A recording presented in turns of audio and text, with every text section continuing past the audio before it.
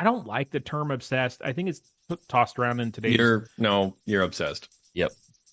You don't even know what I'm gonna say. You got issues. We got them too. No, here's the thing. Chris and I both know what you're going to say, and that is further proof that you are obsessed with. What am I gonna say? This is episode 182 of K-12 Tech Talk. On this episode, we read a few listener emails. We recap our SIS migration experiences. Josh talks about Chimp Crazy again. We talk about a little bit of mental health. Have a listen. Live from the NTP studios, this is the K-12 Tech Talk podcast. My name is Josh. With me this week is Chris. Hello, Chris. Hello, good sir. And Mark. I wish we could see Josh's face after that Oh, my camera's little outburst still on? there. Oh, it's on. Yeah. How are you guys doing? I'm good. Chris? Very good. So NTP, our studio sponsor, they have outfitted the studio with Mark and I are both drinking the brown liquid tonight. I'm drinking a good bourbon. Mark is drinking Glenlivet 15 because that's his daily drinker now that he's retired. And Chris is, what did you say? Pineapple what? 10% juice, coconut water, also known as Mountain Dew Kickstart, the pineapple orange mango. So David, we appreciate the fully stocked green room.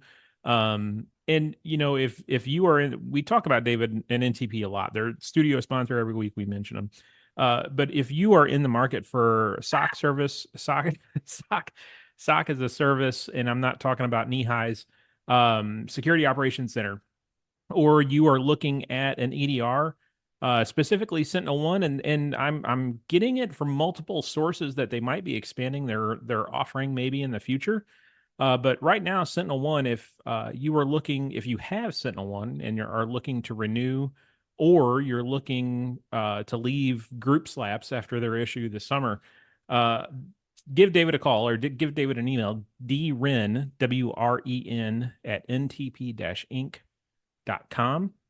And I promise you that he can probably save you some money and get you the top tier SentinelOne product along with SOC managed services.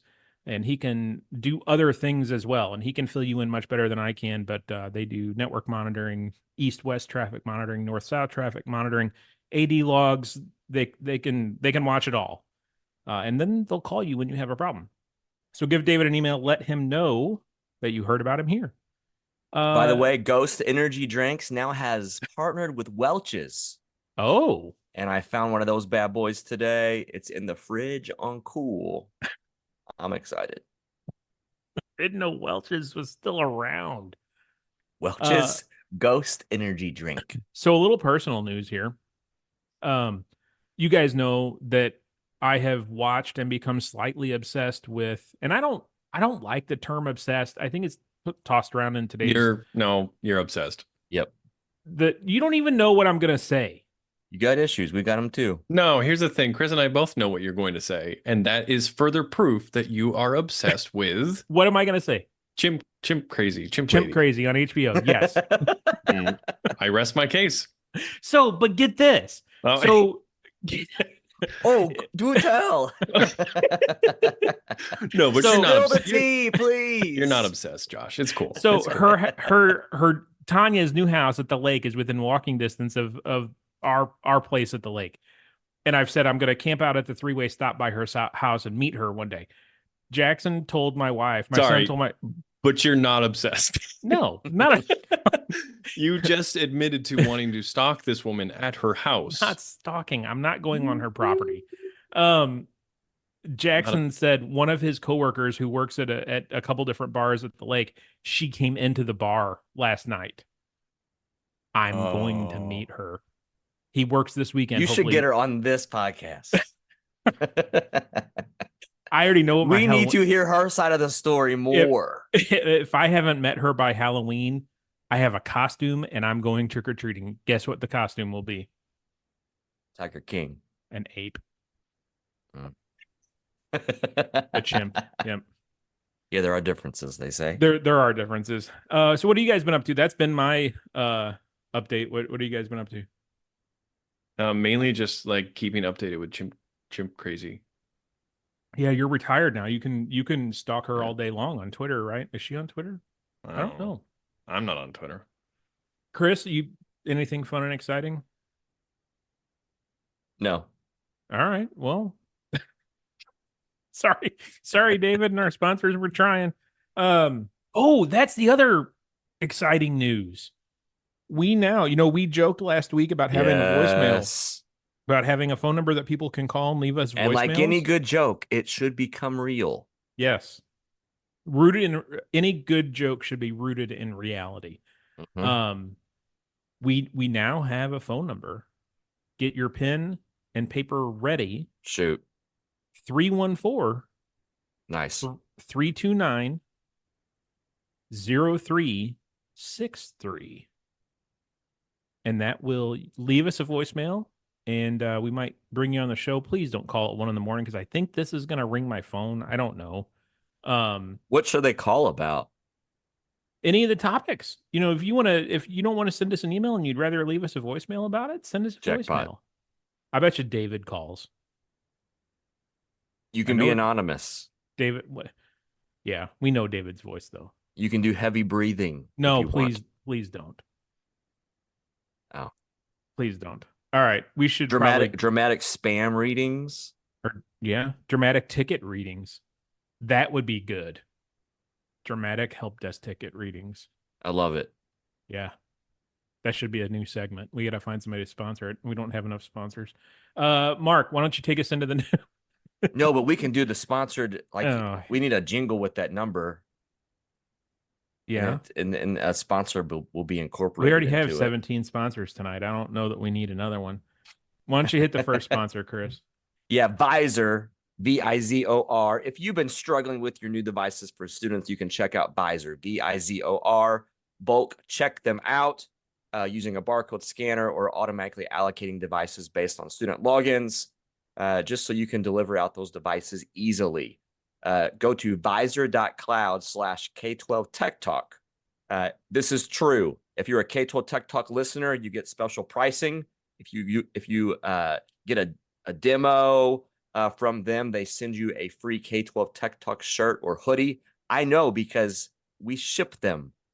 So get that shirt, get that hoodie, organize your device inventory. Check out Vizor. That's vizor.cloud/K12 Tech Talk.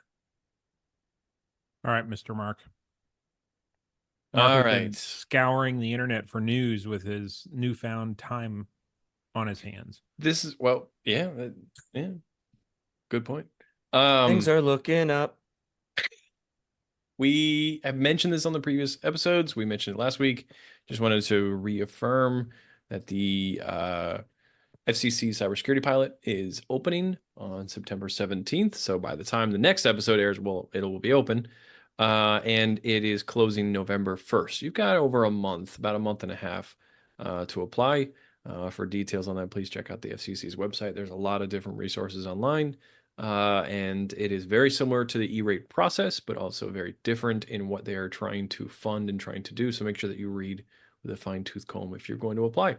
And apply for anything and everything you think you might want, even though the likelihood of getting approved and selected for the pilot is small. We need to show that there is an overwhelming need and want. We want to break the bank. Yeah, not the advice I would have given. #break the bank. I should point out this comes with like a match funding, like an equal funding component. So hey, but you could still apply, get them to say they're going to send it. You go to your super and you get no boss But wait. Hang on. There's the total pot of money here is $200 million. Yeah. The likelihood of getting selected is very small. Right. My point being, and several other industry experts' point is, you need to apply to show that the need is there for them to continue and expand the eligible services list. Going forward. Mark, you're like, oh, I shouldn't try out for Little League because I might not get the position I want. No, you play the game still, Mark, even if you end up in right field. I'm just saying. You still play the game. Synchronized swimming, Mark. I'm just You know, saying. you wanted to do it. Did you try out? No. No. Just saying, before you apply for something, that you might be committing your district to a financial obligation. Get your superintendent. That goes without saying, Mark. Okay. All right. Next up, Josh, you share this one. This is an email from was this Monroe, Wisconsin? Yeah. The Monroe Township Public Schools was hit with a wave of recent phishing and scam emails sent to students. This is a scam that looked very, very familiar. I've actually come across a very similar one to this. It is a job opportunity for student scam. It gets sent to students, and it includes information regarding a remote work opportunity. Very enticing for the kids to want to apply. It is a scam, and it is likely a check deposit scam. So this was a good article put out there, raises some awareness to students that, hey, this is happening. Josh, there is something in this article that kind of caught my eye, though. I don't know if you caught it too. What's that? The email that went to students came from teachers' accounts. Yes. What it doesn't say, though, is it from the actual teacher's account, or is it a spoof? Spoofed. Mm. Yeah. So yeah, that brings up several discussion points. DKIM, DMARC, SPF. Are they All doing day. that? Mhm. And if you don't have DMARC, DKIM, and SPF turned on, there's an article on k12techpro.com, right, Chris? There is. So go there. Really good notes on how to turn all three of those on. Yep. And you kind of SPF will work on its own. But if you team the three together, it's pretty darn handy, and it's like being a good neighbor. Who is it? Like a good neighbor. DKIM State is Farm. there. Oh, it's DKIM. Yep, it's Yeah, DKIM. DKIM. State Farm's not sponsored, Mm. Mark. So yeah, it could be that, or it could be compromise issues, Yeah. which would be frightening. It's for sure easy.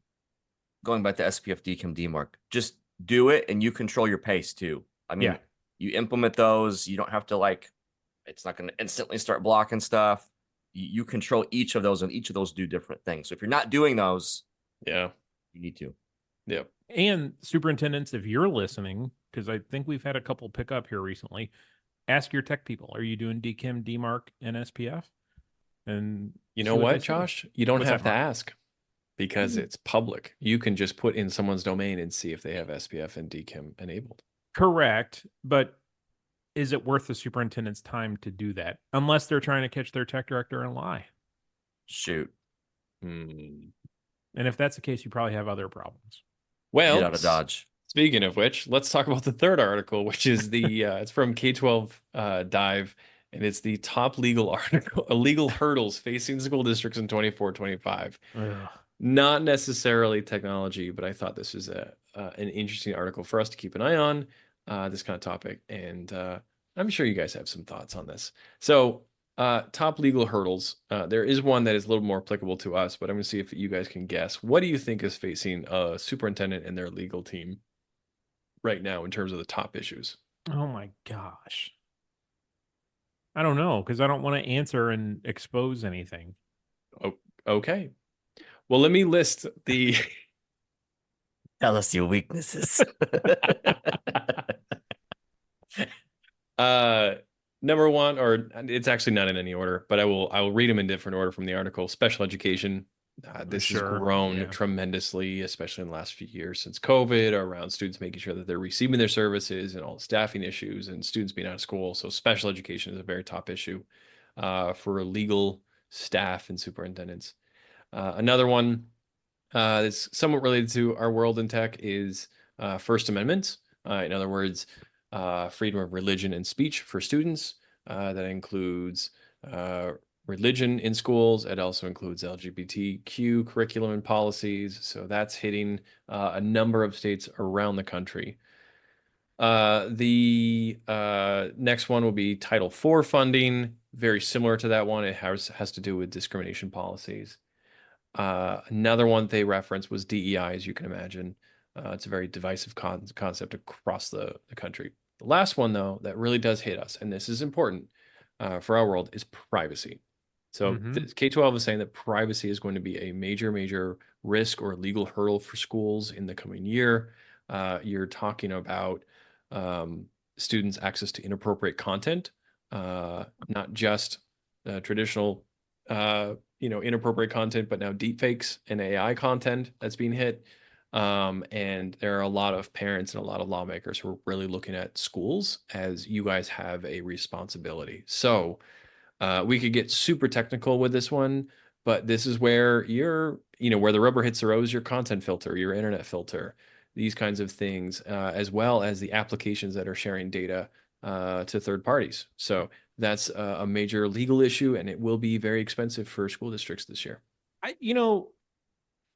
I agree with you. I take a little bit of a, not necessarily an issue, but I don't necessarily place the responsibility of like AI and stuff like that on the filter. But, we've talked several times before about filters are only so good.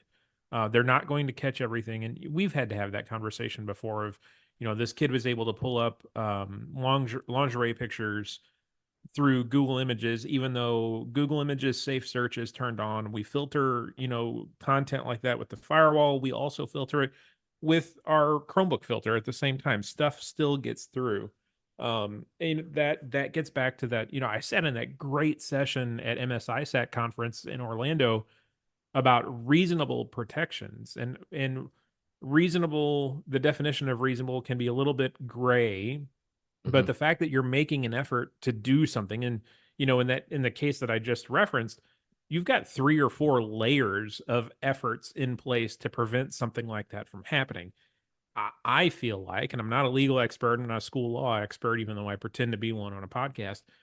I feel like that would qualify as a reasonable effort to prevent anything of harm from happening. But I'm sure there's someone out there that would argue the opposite of that. So I think part of this is laying the groundwork for those expectations of, yes, we're doing everything we can, everything in our power. We're not getting caught with our pants down, but yet stuff still will get through. Stuff still will happen. And set the expectation that you can only control what happens on district devices on the district network. You can't really control what happens on a personal device at home or even a personal device on the bus. Uh, yeah, I heard a crazy story last week about this monkey website on a bus on a cell phone, and I can't even tell it. Don't no, I'm not talking chimp crazy monkey. I'm talking there's a website called the Monkey app. Don't go there. Interesting. Do not. I'm No. telling you right now, do not go there. It's a replacement for Omegle. Hold So on. use your Just imagination. Control Shift Incognito. Go ahead. What was it? Monkey app. Monkey app. Use your worst imagination about what content can be found. And I heard from a school that this was happening on the bus. And how do you, if a kid has their personal cell phone on the bus, how do you prevent something like that from happening?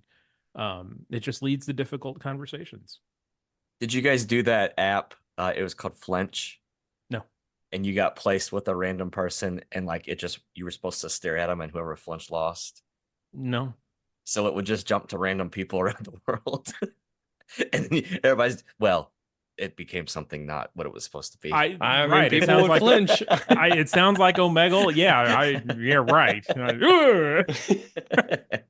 What you said about layers is that's where I would land. Like an onion. We are a long ways away from content filter is enough. Yeah. Or basic firewall of ports, limit the ports that are open. We're way past that. We need additional layers in there to be able to say that you have layers, but to also have all those things in place, because it is a crazy world that we live in. I can remember back whenever having a conversation about how SIPA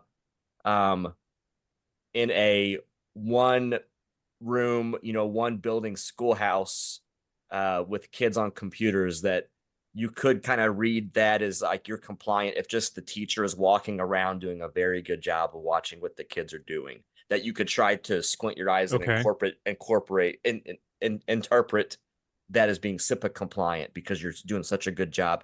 If that's the best effort that school could do. But we're far away from that, and we have access to things like the FCC cybersecurity pilot. We have access to a tech budget. Our best effort has to be a lot better than just content filter, than just firewall. We need to be doing more with what, because there's free resources too. Yeah. That you can even put into place. Your best effort really needs to be your best effort.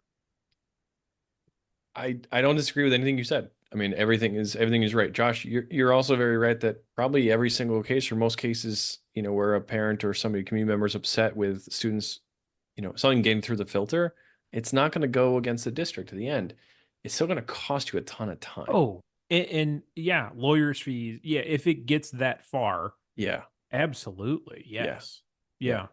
So Because I mean, let's face it, the burden of proof is still on the district to prove that you have those layers or those things in place to prevent that from happening. And the more that you can show, look, little sweetheart Johnny went to 15 different searches on VPNs and 4 different websites that were what's the new proxy? Hammerhead. Like they're you going know all these bad things, Josh. Yeah, it's what I do. They're taking they're taking all of these steps to get around these layers of the. I use the rocket to get to monkey. I should move on. We probably should move on. Brought to you by ClassLink. Go to classlink.com. I was just talking to listener Drew. He's a friend of ours. He's looking a little bit at ClassLink for his students to help with rostering, single sign-on, and more. Check out ClassLink. Chris, ClassLink.com. when you sign these sponsors up, they don't know. I was gonna say, do you give them any sort of warning? I think they listen beforehand. Usually, I say like, "Here's a sample episode," but I don't know. Don't use this one. Yeah, I've given like 3 or 4 examples of really bad websites to make sure. I usually do the ransomware interviews. Okay. Here's where we interviewed a superintendent. if you're a parent and you're listening, go to your kid and ask them and look at their phone and see if they have the monkey app on their phone. And if they do, have a conversation. Where are we going next? Is this where Mark's going to interview us? No, we have a week of spicy listener emails. Okay. Spicy, but this is Chris. This is all yours now. We got some feedback on some past episodes, including the bed bugs and the Ring camera. Yes. Last episode did some stirring. So listener Mitch, and this is cool because Mitch is from Australia. Nice. So he said, very interesting. This is just quick, response to this, but very interesting to hear how common bugs are for you guys. Here in Australia, we don't have that issue. They have anteaters there, right? Yeah. Well, here's this story, and I don't know if he's like messing with us, or if this is real, but he said we had a student spill jelly on their device and ants got inside. And then he said, and this just seems far-fetched to me. Not that I'm calling Mitch a liar, Mitch, but here we go. We just loaded a YouTube video. Mitch. We just loaded a YouTube video, cranked the quality to 4K, and watched the ants all come flying out. The unlucky ants were cooked. Oh, my God. Do you believe that? I kind of wonder if this is not a Dave Matthews joke. Ants marching. Yeah, we got it. I mean, it's a fascinating strategy. The best jokes are the ones you have to explain. Yes. Yeah. It's also funny how quickly Josh explains it, knowing that, like, I know this is. Oh, I know. Yeah. I know there was no hope of you guys getting it because, yeah. So I don't know. I'm fascinated. Partly because they put a YouTube video in 4K to get the ants to leave, but also because it's Australia and You know, I wonder. Would that matter? Putting it in 4K? Well, Cranking it up. you're using more processor, using more So power on the device. so the processor's. Thanks for explaining it, Mark. The processor's getting. That wasn't a joke. I was just explaining how technology works. Yeah, I guess I feel like we need to try this. yeah, it's a good idea. Mitch, if you're listening, Mitch, we need a video. If you guys took a video of this taking place, I want to see it. Yeah. And again, not that we're calling you a liar. I did, but I believe I mean he didn't say like ha or anything in it. No, I guess it's a real story. I think I it feel could be like real. they have anteaters there, though. Why would ants be a problem? This is the thing. Now, everybody who's heard that story, every time you're like, you got your laptop on your lap and it gets really, really hot, all you're going to do is think about like, oh, maybe the ants will start pouring out now. Like it started something. Dave Matthews Band. No. All right, I'm moving on. This next one's brought to you by Extreme. Email dmayer@extremenetworks.com. Okay, so this is a follow-up to our Ring security camera bit. That was no bit. That was a real conversation. Listener Henry, or yeah, let's just go with Henry. I agree with your thoughts on the Ring. They're a little on par. And then he completely disagrees with this. He says, you can totally use these products in your school environment rather easily. He uses the Ring Doorbell Elite. That's the PoE wired version. It's on their guest network with their own VLAN. They use them for notifications. They don't tie them to an Amazon account. They only use the Ring account. In addition to the security cameras, they're using the Ring Alarm and the doorbell products. And he says they do work. They're separate from their security system, which is worth, he calls it, additional functionality. Kitchen doors, pre-K doors, etc., that aren't always monitored, but sometimes there is a need. He thinks they're great for that. He's completely in sync with me and Josh. Mark was kind of disagreeing with us. But he says, give a better reason than saying they are home products. And then he kind of yelled at me. He said they, and then in caps, he said, do work, Chris. They do work. I think he's right about like, give a specific reason why you shouldn't use them on your network. So you got to give a specific, what's the threat? What's the threat? I don't know that it's as much of a threat as if you are going out of your way to standardize your security camera system on product ABC, let's say a Vigilon, and you are adopting that platform to have all of your cameras in a single solution, single pane of glass, as much as I hate that phrase, why would you go out of your way then to say, oh, except for these 4 doors, we're going to put Ring cameras on these doors that take a different app, a different solution, have to be in a different VLAN, different config. To me, it's a no-go. Like I would, and so I had a follow-up conversation. I forget the guy's name. He was from Tuscaloosa, the guy that emailed us originally about this. I had a follow-up conversation about, the superintendent bought them. Like they're getting installed. How do you politically make your opinion known, and then you've got to implement it? Your boss is telling you to implement. Okay, you have to go ahead and implement this. Is that one of those times that you're documenting that in an email to said boss, superintendent, whoever, saying, hey, we're going to install these such and such date, yada, yada, yada, and still raise that concern? I don't know. I mean, you got to do what your boss tells you to do at some point. It's just a sticky situation to be in, especially. Yeah. Go ahead. No, I think we've talked about 2 different types of problems. So the first one, when you talk about like, this is different from your security system, it's separate, you got to have different apps. That's a strategic problem, right? If you're being strategic as a school district, if you're being strategic in IT, then you're pushing for alignment across your platforms. You're Correct. pushing for everything to be in one environment, and et cetera, et cetera. That leads to a host of benefits, but has some challenges. One of those benefits is cybersecurity, right? When you have a very cohesive environment and everything is, within one single umbrella, you're safer. Naturally, because your eyes are in one place rather than spread out Sure. across the Ring camera and the Vigilons and the Verkatas. What this person, though, the listener that we had, or the original one, was a technical problem where they've been bought. You cannot say no to your superintendent. He's bought them. He's put them on the network. You say no, you're getting fired, or Sure. obviously you're in bad shape. Right. Now you have a technical problem of how do I safely put these cameras on the network?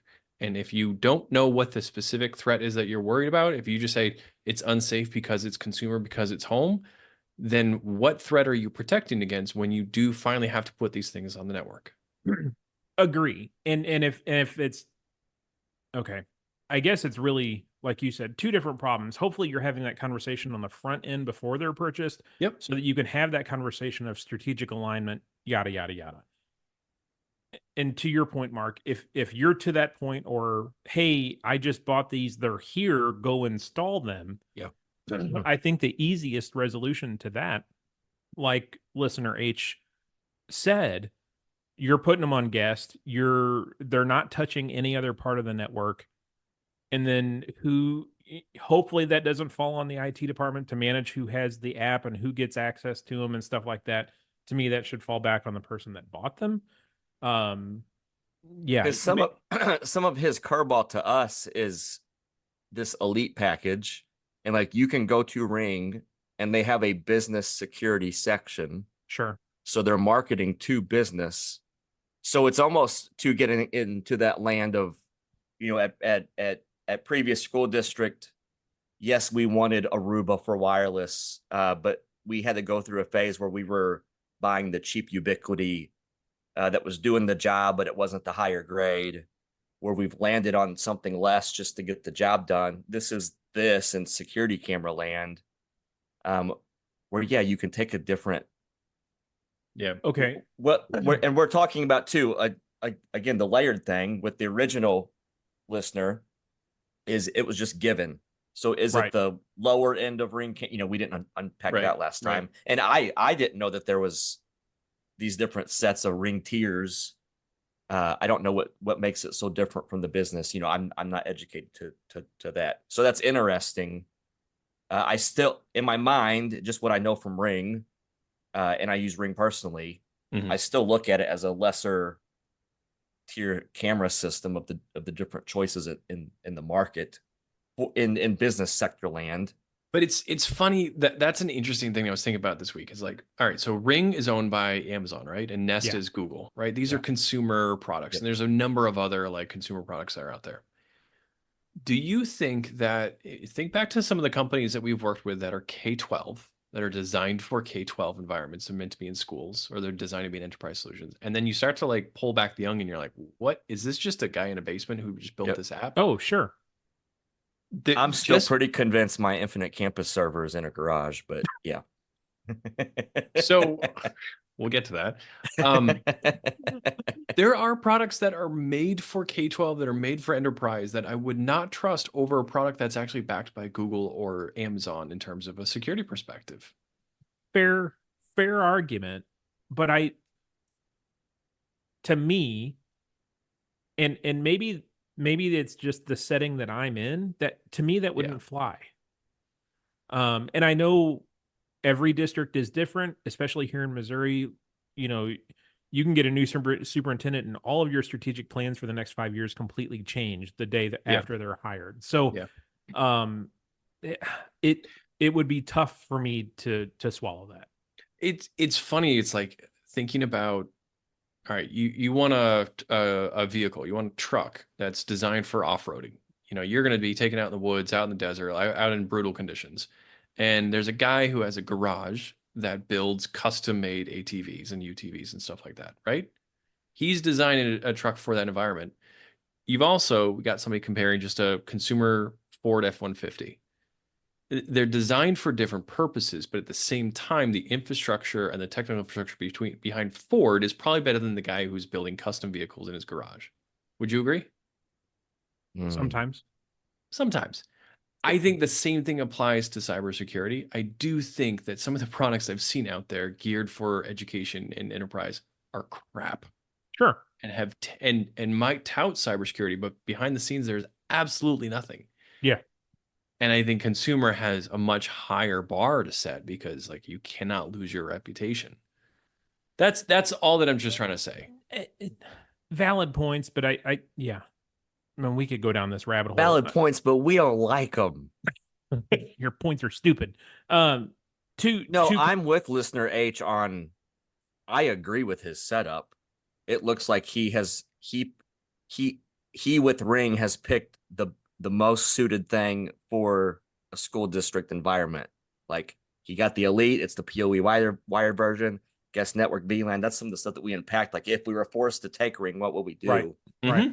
He's doing all the things. He's doing all the things. So 2 points, and then that's I'll our stop official evaluation, by the way, is he's doing all the things. I hate that phrase. Hate all the things. Hate that phrase. Chris, Josh, what's the better reason than just saying that they're home products? I've already said that. What's the one-liner punch me in the face with it? It needs to align with the strategic direction or the strategic priorities you've already put in place. Okay. To me, two final thoughts on this. It comes down to why do you get the close? Okay, two closing thoughts from me. I was trying to fact check you two really quick. It comes down to relationships. I feel like a solid relationship with a superintendent or with a boss could prevent those, or at least have a discussion take place before they're purchased. And then the other one, Mark, you had mentioned, or Chris, maybe you had mentioned about being a temporary solution to get through a pinch, like using Ubiquity to get through for a year or two to get Aruba. I've been in IT long enough to know the majority of temporary solutions end up being permanent. Almost every job that I've had, it's a temp fix, a quick solution. It's temporary, won't be there forever. 3 years from now, it's still there. So I really hesitate temporary solutions getting bargain basement or putting a Band-Aid in, because I know 9 times out of 10, when you circle back 5 years from now, it's still going to be there. It's the permanent solution. That temporary solution is the permanent solution. Yeah. That there was a guy that I worked with in my last district, and he had a phrase that a temporary solution is like a cow path. Like think about a field, and there's a bunch of cows that just naturally gravitate and make a path. And if you pave those cow paths, you've paved where everybody is walking, but doesn't mean it's necessarily the right place to do it. So every time we were like rolling out something, and let's just take a shortcut here, or just you said like a temporary solution, he'd say yes, but temporary solutions always become a paved cow path. And so that was for like the last few years. We'd be having a discussion over something, and then one of us would check the other one by saying, you're paving a cow path. And Mark, we learned on your fantastic tour of Boston when we came to see you that's how your streets were first started, right? Paved cow paths. That's what they say. Yeah, pretty cool. Yeah.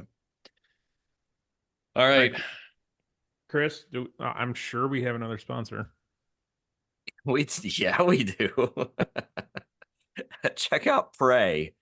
This is our last episode with Prey. That's Prey. You can go to preyproject.com, look for the education section. They have educational pricing.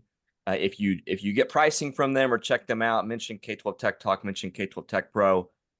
They can help you with your loaners, with sending out devices. Kind of last thing I wanted to mention about them is they do this cool geofencing thing. They can create safe perimeters on a map and assign devices within a geofence. So you'll get alerts if the device leaves that particular location. That's pretty cool. So you can create radius geographic custom fences, do movement detection, and then you can have it do automatic reactions, and like you can customize events. So if this device leaves this area and you want it to explode into pieces. It doesn't really do that, but they have some features like that. You can have it send messages to particular people, let you know when devices are making unexpected moves. So pretty cool. So Prey Project, Prey, check out preyproject.com. All right, All Mark. right. For the main event, it's been Josh, 1 year for your SIS implementation. Yep. Chris, 1 month. Mm. We're going to do a retrospective today. Retrospective.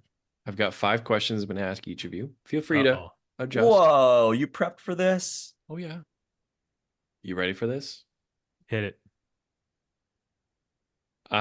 So, Josh, you are 1 year into your new SIS. You had all Mhm. kinds of lessons and stuff for Chris. Chris, you're 1 month. You're still fresh.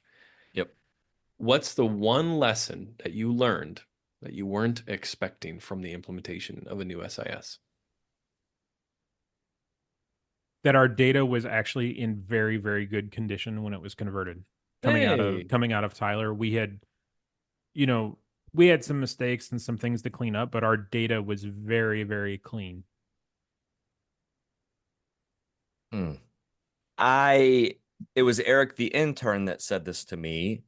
So I learned it from him and I tried to implement it, but that the trainings, the lessons, the follow-up emails are no joke. When they say, here's the hour-long training on how Messenger works in Infinite Campus, that is the hour-long training, and that's it.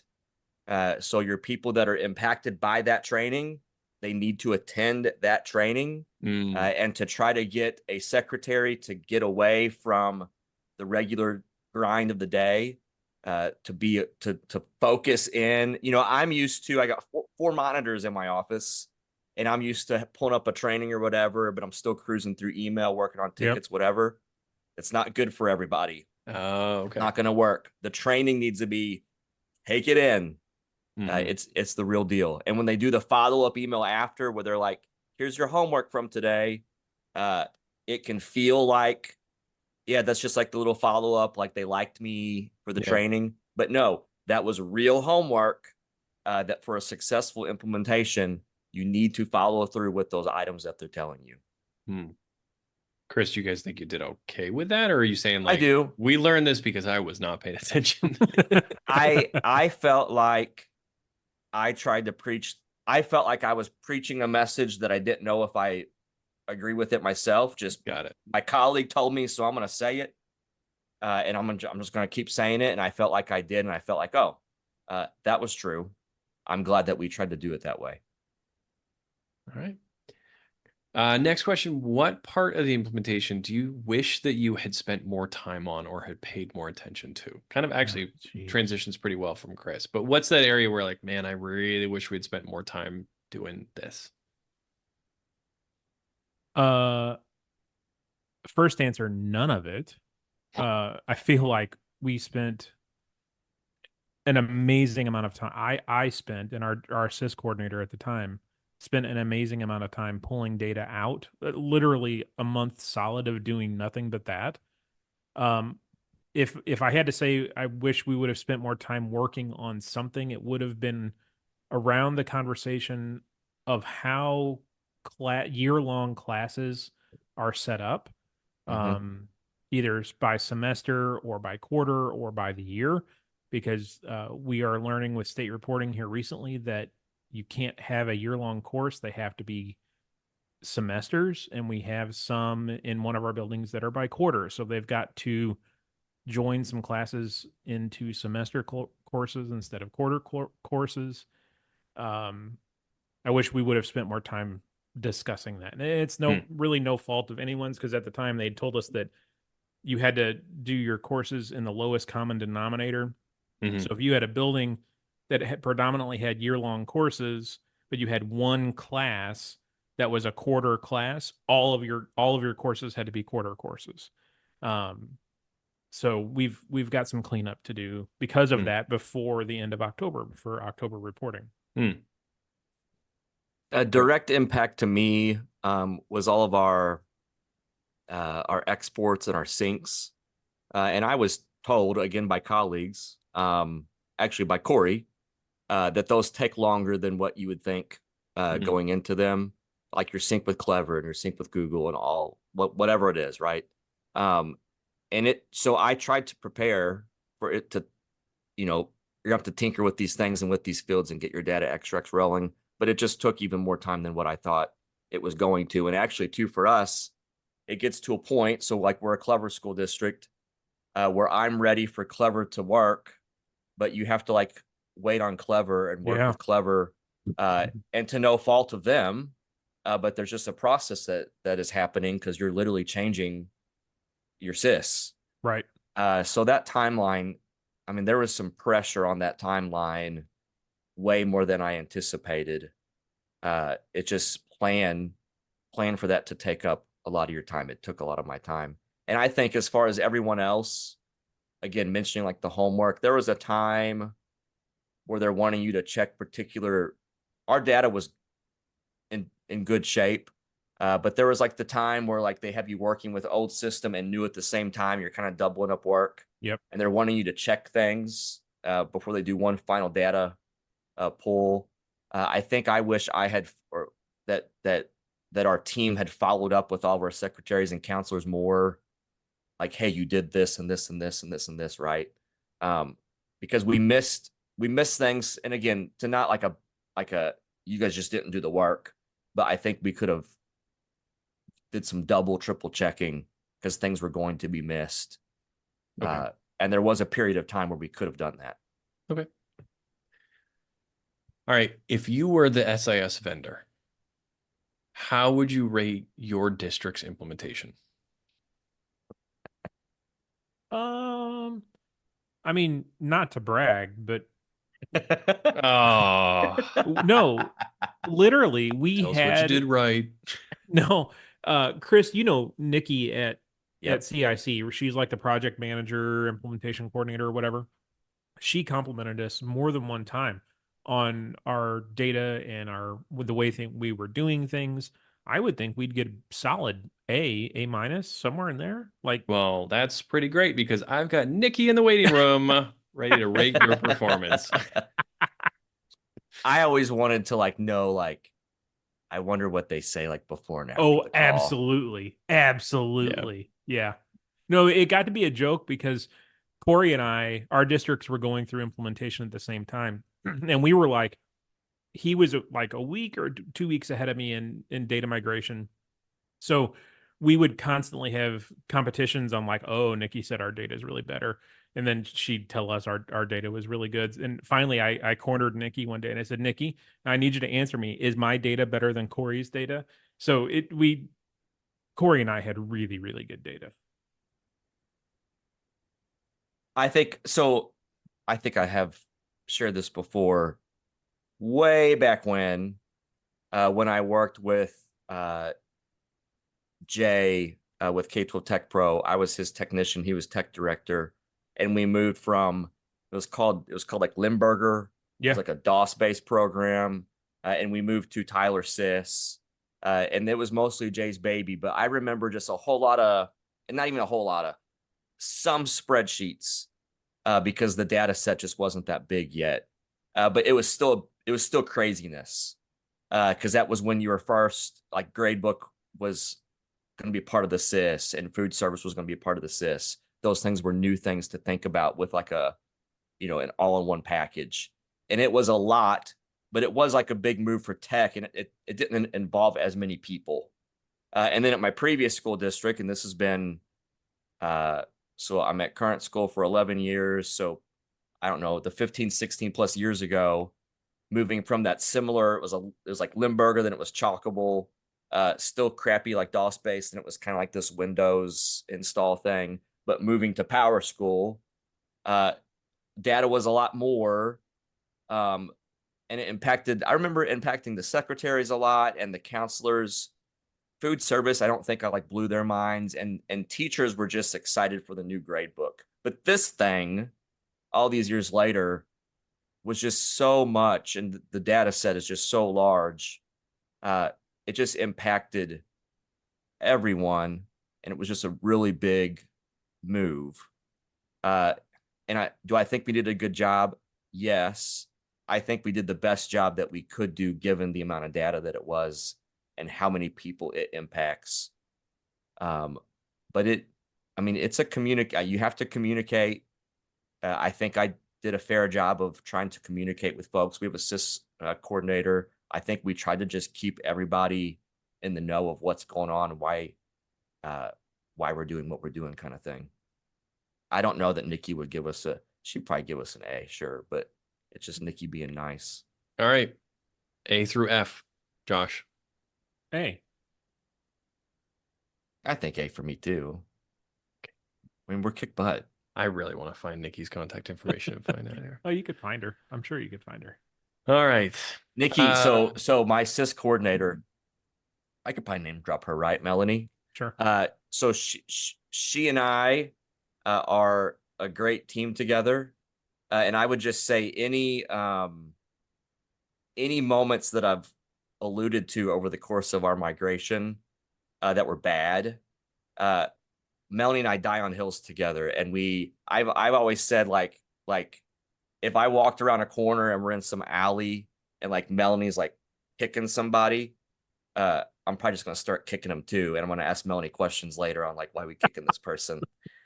So there would be things that I would not understand because I don't live in cis land that she's really riled up about. And I'm like, yeah.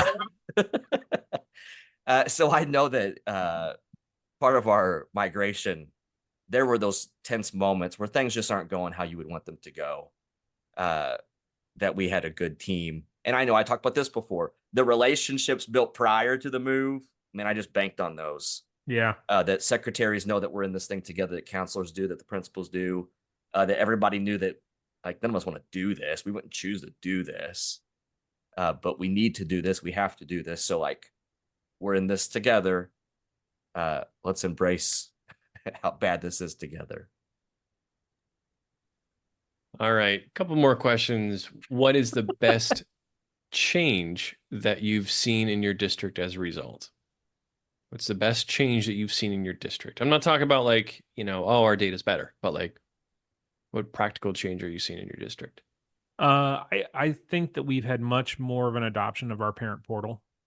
That's great. And that's good. Parents being able to see grades real time kind of thing, communication, being able to see schedules, do food service deposits. That's where report cards are now. We don't secure send them home anymore. We don't print them off and send them. It's all in the portal. And part of the other thing that's driving that is we use Remind as our communication app, and that syncs through Clever.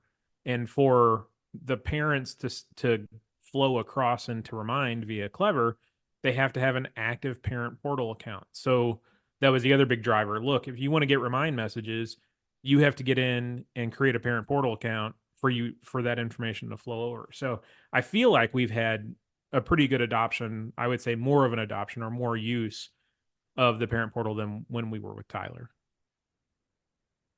We use this too as an opportunity to change, to do some initiatives that were asked about previously, but just hadn't worked. The biggest one was like online payments. Oh, yeah. To pay for lunch, to pay for a club fee, whatever. Again, I'm like 11 years in, and I would say between 4 and 5 times that was something that we could have done in Tyler SIS, and it would get traction and almost happen, and then something would happen that the district didn't want to move to online payments. Yeah. So moving to campus, that was just this natural thing. Like, we're going to poke that bear. Do we have the okay to do online payments?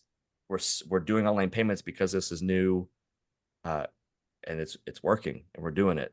That's probably the biggest. I'd say like everybody's looking at each other like we can actually pay for our lunch. Like I have kids in my school, and my son Chase, who's a junior, and we would give him cash or a check, and it takes him a month to turn it in. Now we can put the credit card on file, or the debit card, check, whatever, and it's just done. Right. That was a big win for our parents. Very cool. Last question, and you only get one word. Oh. Would you do it again? No. No. I love how Chris just went through this beautiful story about how he just changed his district. Hell no. I told my super, and I felt like because I mean, you guys know I can be awkward, and I can not make great eye contact and stuff, and you don't know if I'm joking or not.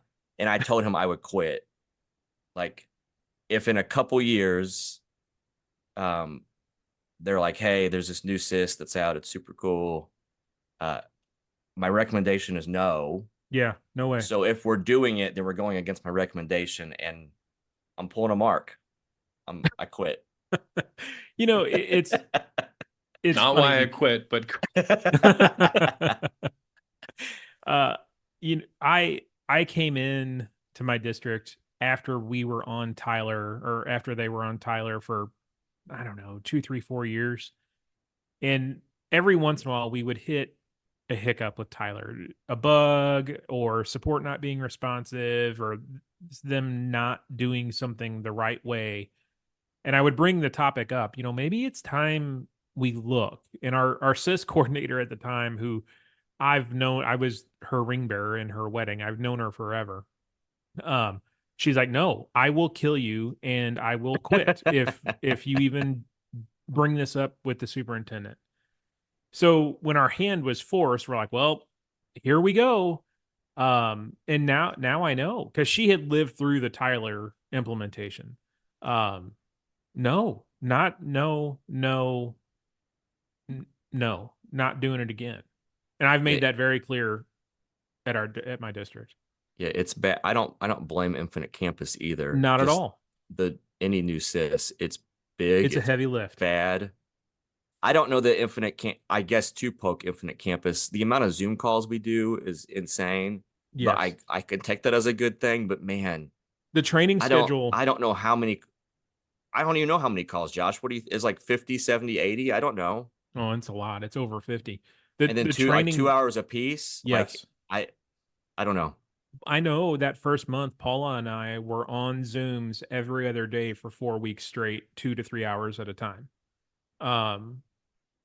Their training schedule is hardcore, especially if you're only really training 1 or 2 people to know all the modules, know all the things, all the admin settings, how to do all of it, which I get. They have to be super thorough. They have to be very, very detailed, but good Lord, their training schedule is intense. And it's that way for a reason. I'm not begrudging them for that. It's just when you're a small team, and it was, for our implementation, it was me and Paula.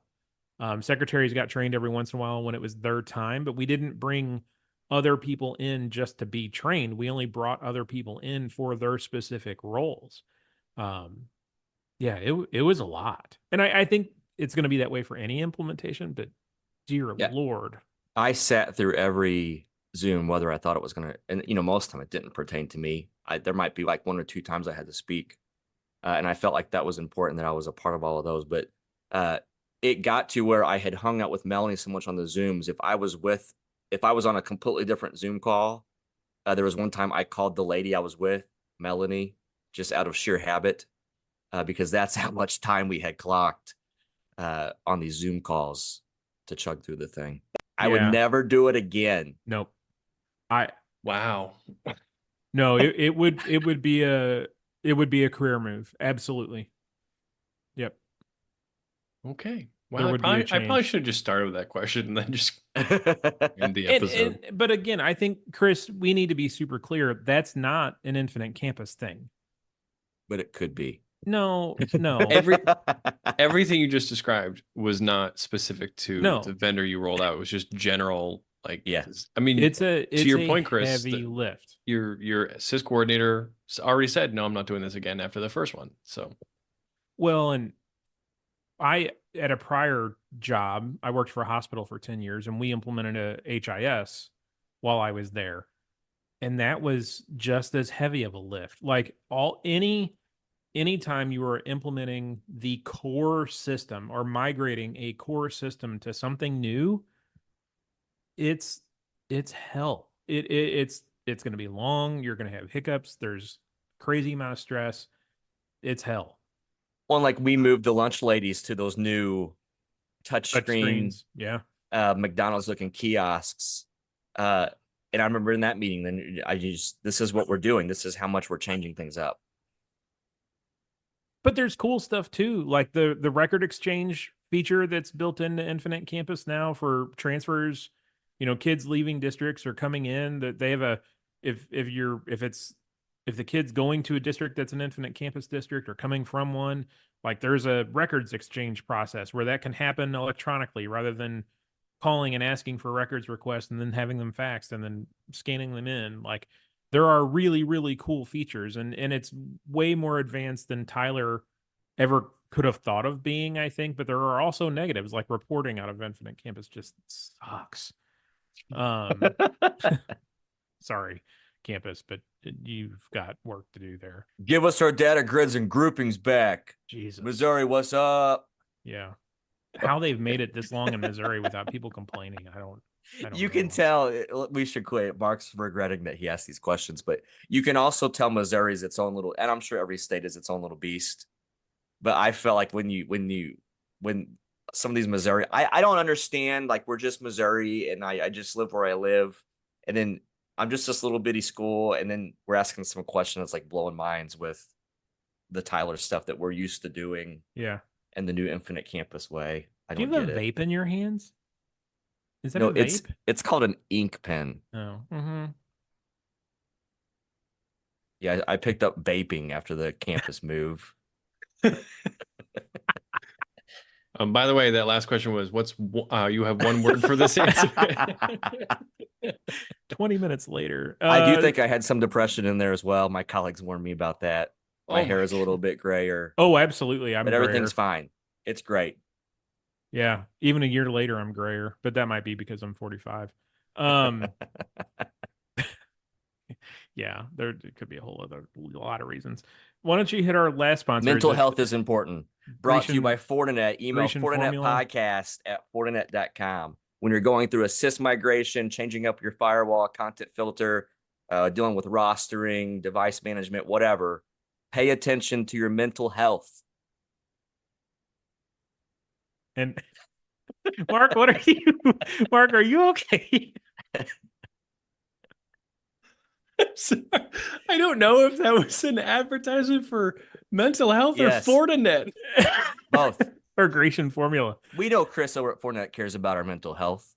Yeah, I met with Not the only Fortinet do they guys give this you week. good products, they care about you as a person. Yes, I would agree with that statement. Fortinet podcast at fortinet.com. Our Fortinet guys care. Care, man.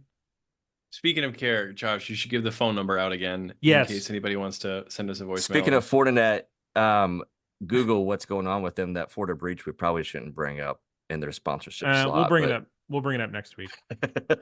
I like the hacker name. You can tell the hacker probably listens to this podcast. Get us out of here, Josh. Get us out of here. 314. If you want to call and leave us a voicemail, Chris Illingworth, I'm sure you have something to say at this point. 314-329-0363. Leave us a voicemail and we might have you on the pod. All right. I think that's it for this week. We probably went a little long. Mark's fault. Yeah, it's all Mark's fault. That Glenlivet 15 that he's drinking. Sorry, one word. 20 minutes later. That was the doozy. Yeah, it was. Mental health. All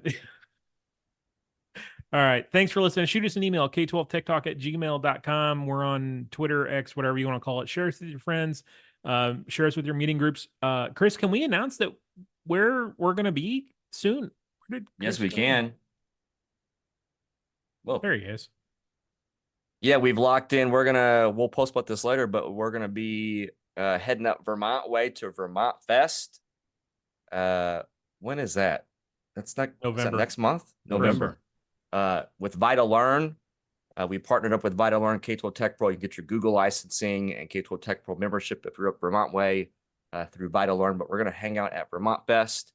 And then fast forward to May, we're going to be at the Indiana COSIN chapter clinic that they're having. We're going to do some speaking there. So we're excited about those things. More to come on those events as well.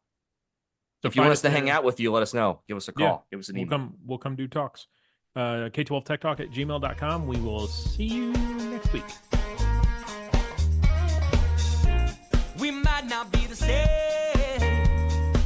You share the same pain that I do.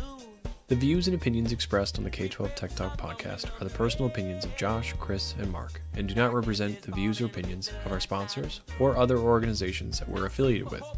The material and information presented here is for general information and entertainment purposes only. Thanks for listening, and we'll see you next week. We were buying words about a phrase of the way and selling songs just as